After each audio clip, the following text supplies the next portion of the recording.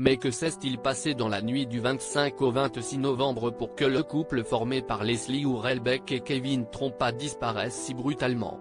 Les deux jeunes, âgés de 22 et 21 ans, n'a en effet plus donné signe de vie depuis cette date, inquiétant leurs proches qui avaient multiplié déclarations, battues et hypothèses ces derniers temps.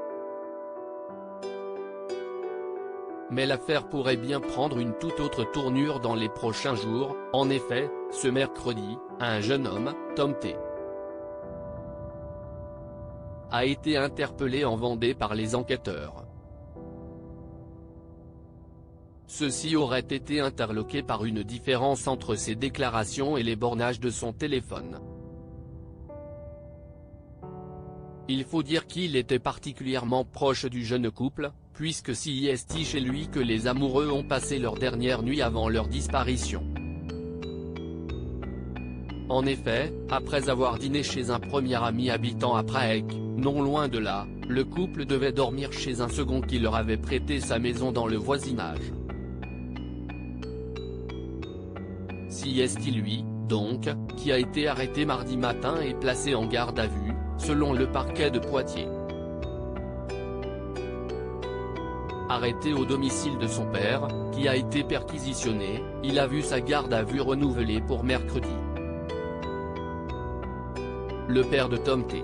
a par la suite commenté l'arrestation de son fils auprès de Ouest France, décrivant le chaos provoqué au petit matin. On se serait cru dans NCIS. Il y avait des flics partout dans la maison. C'était un sacré chantier, a-t-il expliqué au quotidien régional. Son fils dormait lorsque la police a débarqué. Ils ont pris son ordinateur mais à part Fortnite, je vois pas ce qu'ils vont trouver, a-t-il ajouté.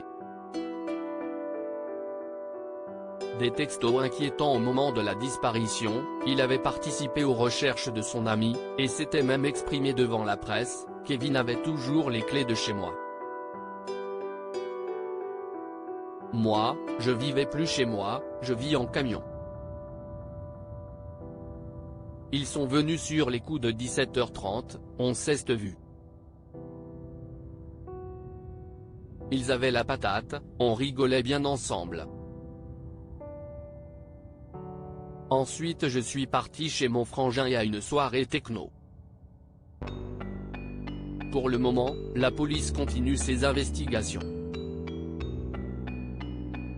Pour rappel, des affaires du couple avaient été retrouvées le 8 décembre, soit plusieurs semaines après la disparition, en Charente-Maritime.